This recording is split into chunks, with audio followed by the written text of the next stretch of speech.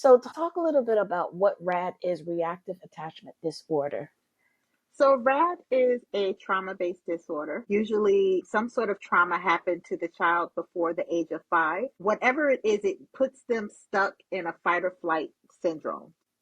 There's a quote up there that I have there saying, I'm in an abusive relationship that I'll never walk away from. And so for this child, love was his trigger. And so the more I tried to love him, the more he would fight me. And usually with RAD, there's a target. So for this particular child, the target was the person in the mother role. So whoever is in that mother role was going to catch that RAD, that reactive response. So what was strange with my foster son is that nobody else saw it half the time. Like everybody was like, oh, he was so good. He's so sweet. But the second the two of us were alone, I was the one who would end up seeing it. I was the one who was ending up catching it because I was the target. With Wow. Rad, he was so sweet and so charming, outside of the home. There's just a whole lot, and I'll go into what I started to notice. I think that it's better to just tell the story than to kind of just Hmm. go through bullet points on a slide. But that's Hmm. the ultimate nexus of RAD. It is a trauma-based disorder where the child gets stuck in fight or flight mode, and there's a target, and that target is usually the person in the mother role. The person in the mother role. So Yes, it wouldn't affect the fathers? it could. I'm not saying that it never does. It could. What I noticed is that my son, um, he, when he first came to me, I mentioned that he was very fatherly like to his younger brother. And so the younger brother, and I'm going to give him a nickname Facebook. I call him Mr. Sweetface. Yes. Mr. Sweetface listened to his big brother. So his big brother could tell him to stop, no, whatever, and he'd listen to him, no problem. I would do the same exact thing, and there was all out tantrum, all out, prior issues. And if I said to him, I'm going to tell your brother, or if I recorded him so that his brother could see, he would automatically stop because he respected his brother. But when it came to just the two of us, I was the one who caught most of the reaction. That's interesting. It And was very interesting. how old was he at that time? So when he first came into my home, he was 2 years old.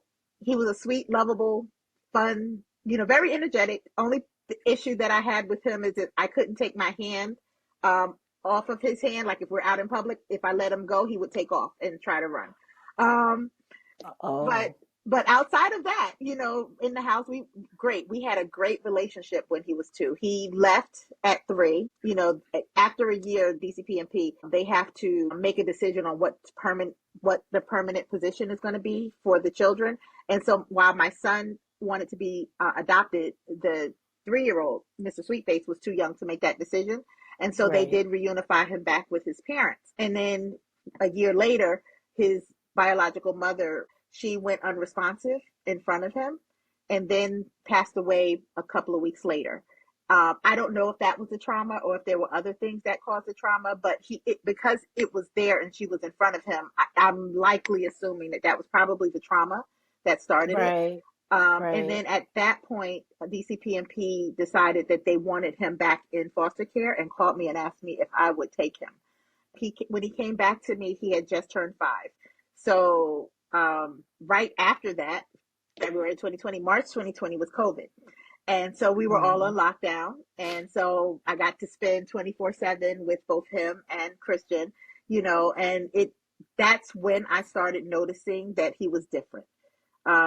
Things started happening, that, made me go, that's peculiar. And you don't know whether it's, just a 5-year-old doing 5-year-old things or if it's something more.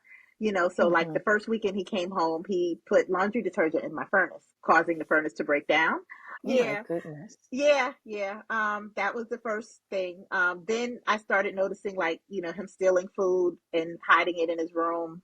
Um, Lying when he knew that I knew the truth. Like he would still lie, like no matter what. He was never going to tell me the truth. Little things like that. Then the behavior started to get a little bit more serious. He would put things in the dog's food, like, one time he put pepper in his food, and I saw like a trail of pepper going from the thing, innocent enough. But then I saw carpet cleaner in the dog's food.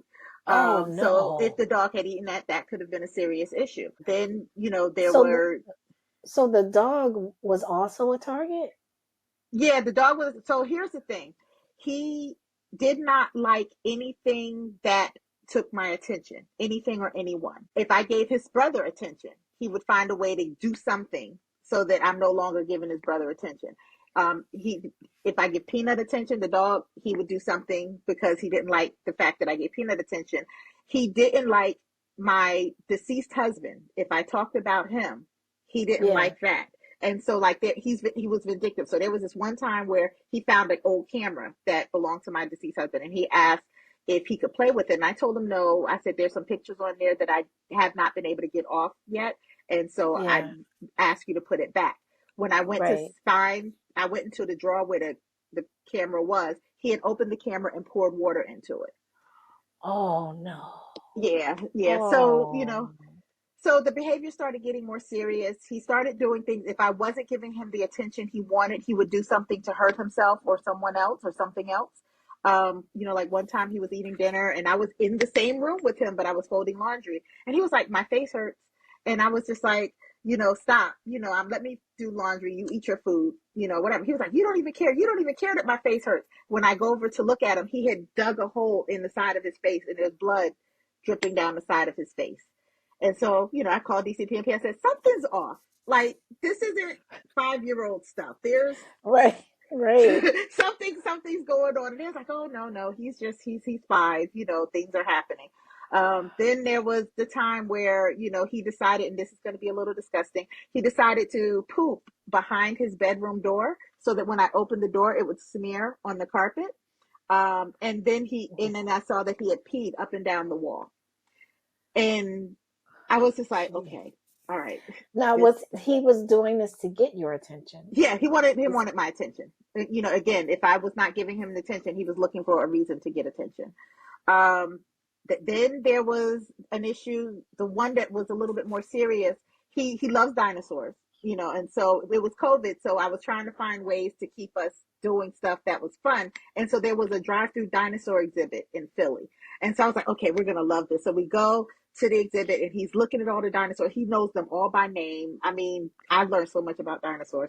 But he knew them all by name. He had a great time. And then that night he comes home and Chris went in to, get him ready for bed, give him a bath, and noticed that his eyes were bleeding. He had literally taken his fingernails and dug them into his eyes to make them bleed. And oh. I didn't understand. So I called DCPAP again and I said, hey, something's going on. I don't know what's happening, but something's off. I think he needs a psych evaluation because something is really off. And again, my calls were ignored. At least not to get the psych eval. It's COVID. He Mm-hmm. can't really get any appointments right now. Blah blah blah. That's what I got. And again, the behaviors then started to escalate. So every level, every time something happened, they would escalate. So at one of his tantrums, he kicked his bedroom door until it broke. So I had to call a contractor to come in, and he came in to fix the door. And while he was fixing the door, Mr. Sweetface kept coming up the stairs and hitting him and messing with him. And at one point, he hit him in an inappropriate area. And so I Really? said, no, you need to come downstairs now. And so he ran from me. He ran into my bathroom. I followed him into the bathroom and he took the shower door and he slammed it into my head. I almost blacked out. The, the Goodness. contractor called Chris and said, you need to come home. Something bad just really happened. And Oh so my when I goodness. got myself together, I took him downstairs and I said, you hurt me. You could have made me pass out. You could have made me go to the hospital. That was really bad. Do you understand what you did? And he said, I hurt you. And I said, yes, you did. And he said, I'm glad. Very straight face, very no smile, just, and Wow. he was only 5. It And he must was, have been some really deep trauma that he yeah, has been through. yeah. So he was only 5. And so then that happened. And I kept Mm. telling DCPMP again, hey, something's going on, something's wrong. And so it wasn't until one of the DCP&P law guardians, the lawyer, came over to she just does normally a monthly check-in to just see how things are going. And because of COVID, they hadn't really been, and so they was like, okay, we're going to start making these appointments again to check in. And so she came to the house to see how things were going. And I said, do me a favor, Mrs. Sweetface, if you go upstairs and let me talk to her, I'll get you a surprise afterwards. And he was like, no, I don't want to go. And I said, come on, she needs to talk to me alone, so I need you to go upstairs. And so he went upstairs, and while I'm talking to her, she yells, you got to move. He has scissors. And he was coming at me, charging at me with a pair of scissors. So at that point, she said, you have to take him to the hospital. He has to go to crisis.